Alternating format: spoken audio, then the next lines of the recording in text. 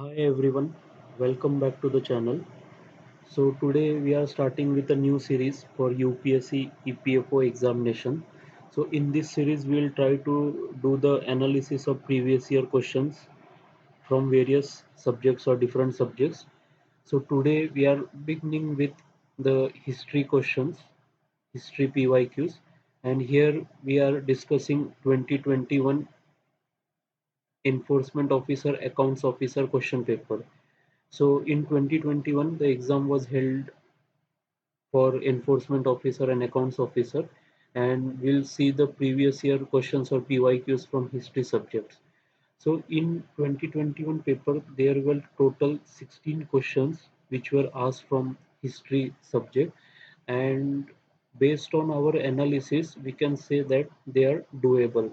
Now, after exam, when we do the analysis, it is very easy to say that questions were doable. But in actual exam conditions, when the pressure of performing is high, it is difficult to recall what we have read in exam situations. If you see the history questions asked in EPFO examinations, the questions mostly asked are factual in nature, like they are testing us the retaining capacity of candidates, like the factual information. So after doing the analysis, you will get the fair idea like how to proceed in history section. Do watch the video till end. If you like the video, let me know in comment section. I can do this PYQ analysis for other subjects as well.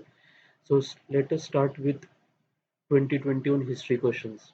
So the first question is, where did Gandhiji put in his first major public appearance when he returned from South Africa in 1915? So the answer was Banaras Hindu University. And this question, the answer to this question is straightforward, given in our class 12th NCRT themes in history part 3. So in that it is clearly mentioned that his first major public appearance was at the opening of Banaras Hindu University BHU in February 1916. So if we had read the NCRT well and tried to retain the information, we could be able to solve this question. So many would have got confused here with Champaran as well, because in majority text this fact is not written, which is mentioned in NCRT book. Now moving on to the second question, who among the following is the author of Gandhi as Mahatma? Again, this is covered in class 12th NCRT themes part 3. So here is the screenshot from Shahid Amin, Gandhi as Mahatma. So they have given some reference in that chapter, and they have mentioned the source from where they had put that reference. So we can clearly see here Shahid Amin is the author of the book Gandhi as Mahatma.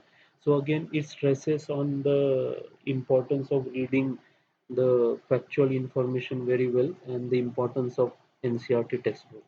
Moving on, we have the next question. Who was the president of Indian National Congress at the time of independence of India? So it was J.B. Kripalani, Acharya J.B. Kripalani. So this question could be solved from Spectrum textbook. So here you can see the screenshot. They have mentioned the important Indian National Congress sessions and who presided those sessions.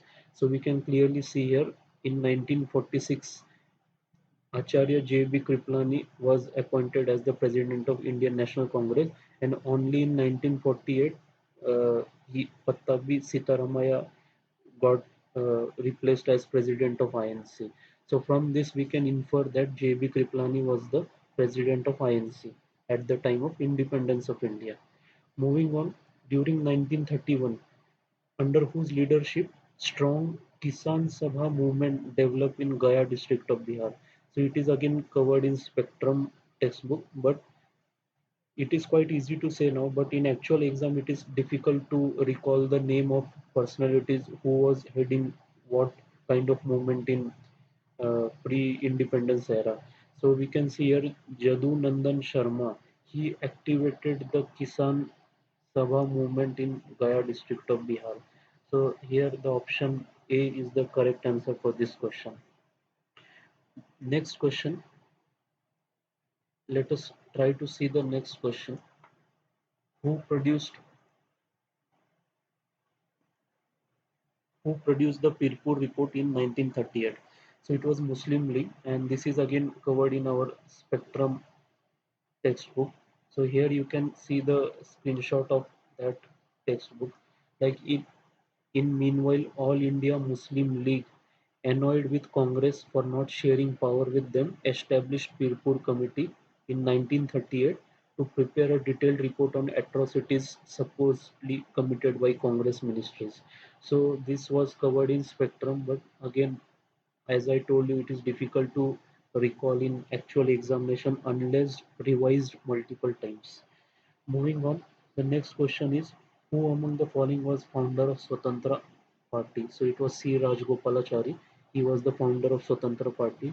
It is covered in Spectrum as well. The Swatantra Party, it was founded in August 1959, and it was a non-socialist, constitutionalist, secular, conservative party having leaders like C. Rajgopalachari.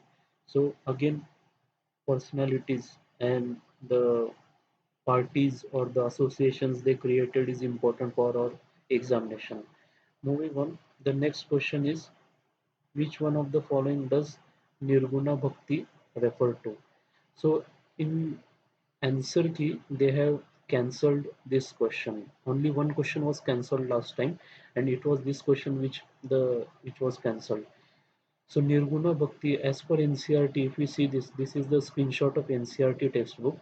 So we can see here that Bhakti traditions were divided into two broad categories. One was Saguna with attributes and another was Nirguna.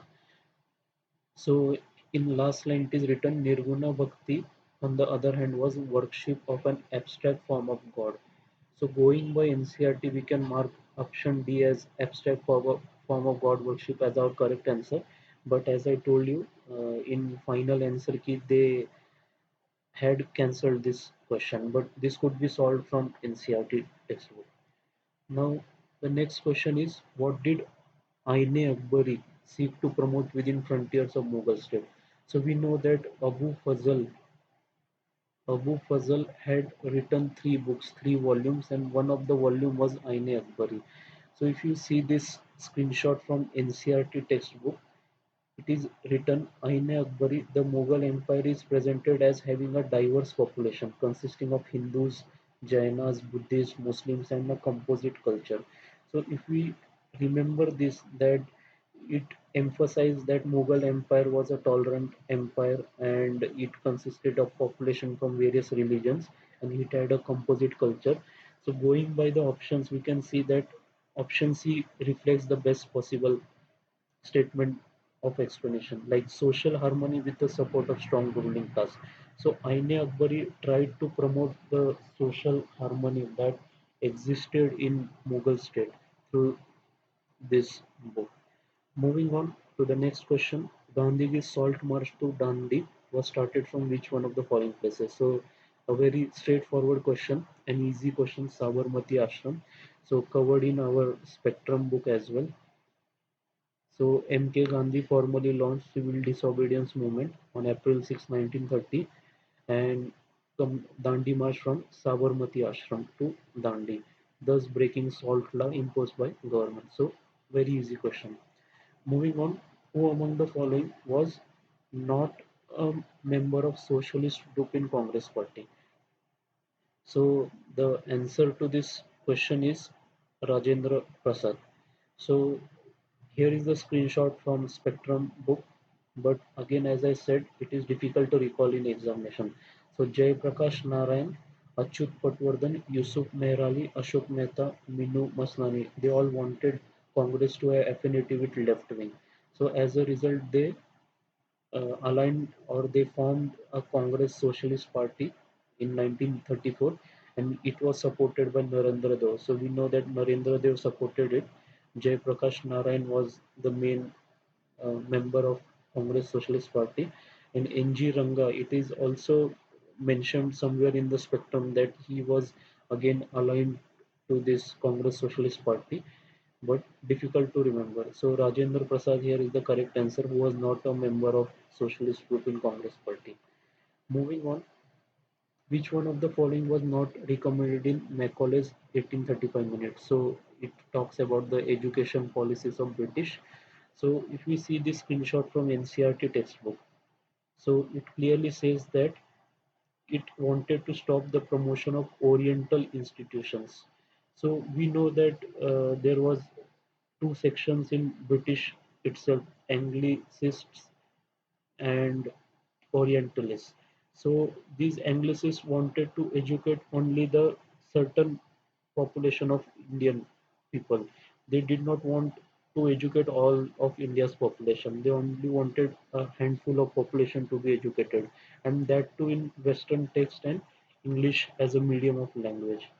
So we know that Macaulay was Anglicist. So based on this, we can clearly see that this was not recommended, teaching of both Western and Oriental texts at higher level of education. So Macaulay was against Oriental learning or Indian education system. He wanted to teach only the Western kind of education for Indians. So D is the correct answer here. So we can infer from this NCRT textbook. Who among the following did not represent militant nationalist school of thought? So here it is clearly written Krishna Kumar Mitra. Again, a screenshot from Spectrum textbook. So Surendranath Banerjee, he held a moderate nationalist opinion, and he was assisted by Krishna Kumar Mitra and Narendra Kumar Sen. So we know that he was a moderate. He did not belong to militant school of thought. The other three we know Ashwini Kumar Dutt, Chiplankar and Lala Lajpat Rai. They belong to militant national school of thought. Now moving on, which one of the following statements about situation in Rayotwari areas is correct? So again, it could be solved from the spectrum textbook or routine textbooks which you refer for CSE as well. So we know that Munro had introduced this Rayatwari in South Indian states, and the most important reason was that he thought it will brought a larger revenue than any other system. So we know that we had permanent settlement system in Bengal.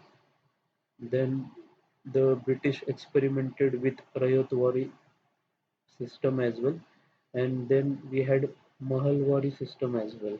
So it is important you prepare the features of these three methods. It is important for our upcoming examination. So from this we know that there were no intermediaries and the land was directly allotted to the cultivator, to the riots. And these riots were the actual cultivators who were cultivating the land for generations. So A is the correct answer here. A large amount of land was passed in the hands of moneylender, merchants and rich peasants. Observe the B, C and D statement. D is extreme statement that landlordism was totally destroyed. So it was not destroyed. We all know that. It stopped the practice of leasing out land to tenants at high prices. So this is again incorrect statement and landless laborers became landowners. So again we know that it is incorrect as far as Rayatwari system of revenue generation is considered. Moving on to the next question. In 1911, who among the following formed Social Service League in Bombay? So we know that it was Narayan Mallar Joshi, N.M. Joshi. So it is again given in spectrum, the appendix part which is given at the end of book. So we can see here Social Service League 1911. It was started by N.M. Joshi. And this question on Bharat Sri Mandal, Kolkata. So this is also again asked in one of the EPFO question papers. So it was established by Sarla Bala Devi Chaudhurani. So we have to prepare the institutions and who founded those institutions and in which year it was formed. Moving on, who among the following was not part of group of no changers in Congress party. So we know that Congress in 1920s were divided into two sections, Swarajist and no changers. So these Swarajists actually wanted to end the boycott of legislative councils. They wanted to enter legislative councils and do some constructive work. Whereas no changers did not want to enter into legislative council. They opposed council entry and they advocated construction on constructive work and continuation of boycott and non-cooperation.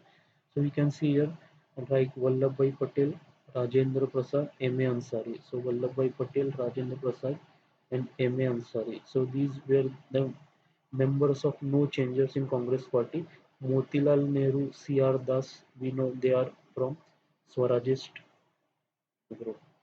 So a very simple question again. And the last question from history portion is again a very easy and simple one. Who among the following was not a member of cabinet mission? So we know Lord Wavell. So again covered in our spectrum textbook, we can see that cabinet mission was sent in February 1946.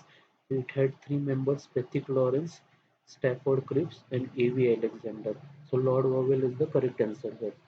So based on our analysis of these 16 questions, what we can conclude, like the questions they are asking is mostly factual in nature. The focus of UPSC while framing the questions is mostly on the personalities, the freedom fighters, and the organizations they have established. So who is the member, who is not the member of organization, and the chronology also is very important while preparing history. Like they can give you certain events and they can ask you to arrange it in chronological order. As far as sources are concerned, I would say that NCRT class 12th new new one I am talking about. Then spectrum, especially the appendix part of spectrum is quite important. And if you have time, you can go through lucent GK as well, because it contains good factual information. So these can be the sources for preparing the history portion of EPFO examination. So if you have liked the video, please share and subscribe my channel. And if you want the PYQs for other subjects as well, do let me in comment section. Thank you.